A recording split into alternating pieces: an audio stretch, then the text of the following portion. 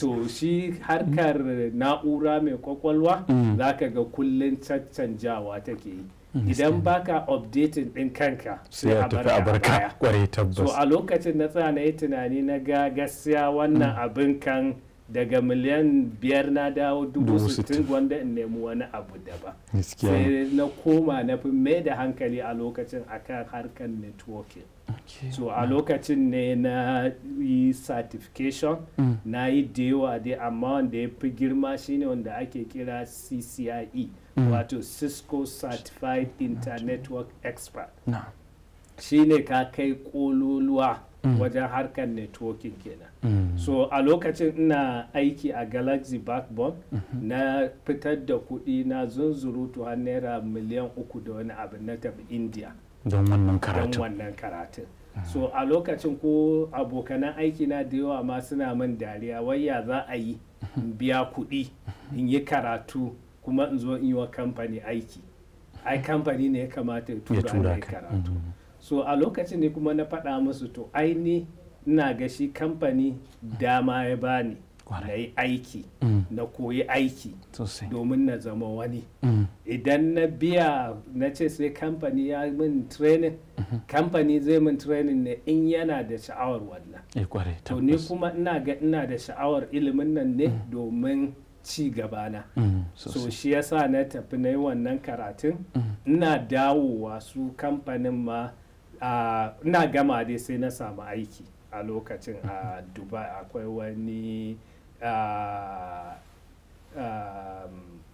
Tech Mahindra, wani kamfanin India ne, su ne suke baiwa yawanci kamfanonin waya suna ba su back-end support.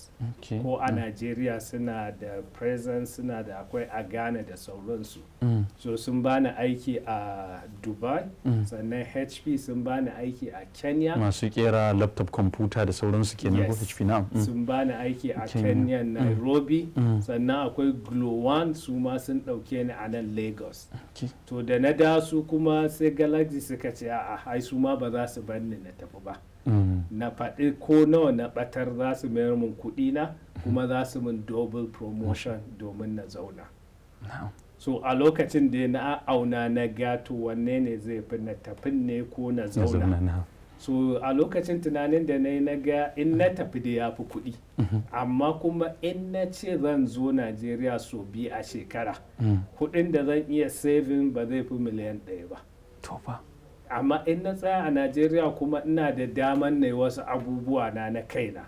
Sannan kuma ina kusa da 'yan uwa dai da abokan arziki. So a lokacin sai na yi deciding wanda in zauna a Najeriya. So akwai wani kamfani su kuma Abuja sai suka ce musu kawai namban nan na CCIE suke so. Su ba aiki zan masu ba komai ba. Saboda in kana so ka zama partner na Cisco sai kana da masu wa'annan namba. Yes, so a lokacin muka yi da su kawai in ba su namba ta duk wata suna bani 300,000 ba zan musu aikin komai ba. So haka muka yi da su wajen shekara su 10 duk wata za su ba da wannan albashin. Sai da na zama DG na ce su daina bani. Shi ma kawai dai kar wani ya zo ya ce wani kamfani yake biyan ka kuɗi kana aikin gwamnati. Yasa na ce musu to na yafe musu. Su je su rike ba sai sun bani ba. So ina cikin haka dai na ci gaba da aiki da Galaxy. Na zo shi kansa networking din sai na ga na fara gajiya da shi. Ka san shi ilimi in ka je kololuwar shi kuma ba shi da daɗi gaskiya. Zaka ga ba ka koyan wani sabon abu sai dai ka yi ta yin abu ɗaya. Sosai. So a lokacin na ce musu gaskiya ina so ko na bar kamfanin da ko kuma su canja min ma abin da ke na'am. So a lokacin sai aka samu akwai wani sabon field kamar bangare na shi ma dai harkar na'ura mai kwakwalwa wanda ake kira da solution architecture. Sai na koma sai na zama solution designer na Galaxy.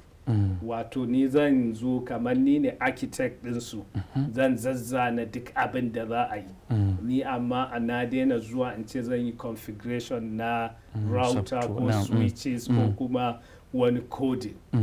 Sai na koma wannan harka. so shi wannan shi kuma wani bangare ne wanda yake yana tsakanin ainihin core technology fasahar zamani da kuma business saboda ita kanta fasahar zamani ana yin ta ne domin business ba wai kawai mutane suna amfani da fasahar zamani ne kawai ba za ka yi amfani ne da shi na me za ta taimaka ma a wajen aikinka so sai na koma wannan bangaren so ina nan sai kuma babban bankin Najeriya suka bude su ma wani bangare na wannan solution design wanda ake kira enterprise architecture so sai suka nemi da in zo na yi aiki da su a matsayin technology architect wato ni ne mai musu zane design na duka na'ura mai kwakwalwa da za a yi a lokacin shi mai girma a tsohon gwamnan banki wato sarkin Kano na sha hudu Sanusi Lami da Sanusi shine gwamnan banki yana so ya kawo wannan cashless policy na za a koma harkar banki a rinka internet banking mobile banking da ba yawo da farin kuɗi niki abu da sauransu ba zuwa banki sai ka hau layi ka rubuta check so shine ya buɗe wannan sabon department ya sa aka nemo mutane masu experience a wannan gu aka ɗauke su so na zo bankin a matsayin technology architect na aiki a bankin kamar shekara 3 cikin wannan shekara 3 cikin ikon Allah mun yi abubuwa da yawa kamar na shi design din su duka systems din da aka yi achieving wannan cashless policy na Nigeria saboda in ka duba a lokacin da yawanci sai mutum ka je banki ka bi layi ka yi wa amma yanzu a wayar ka za ka ɗauka ka tura kuɗi duk inda kake so so duk mu muka yi wannan back end design din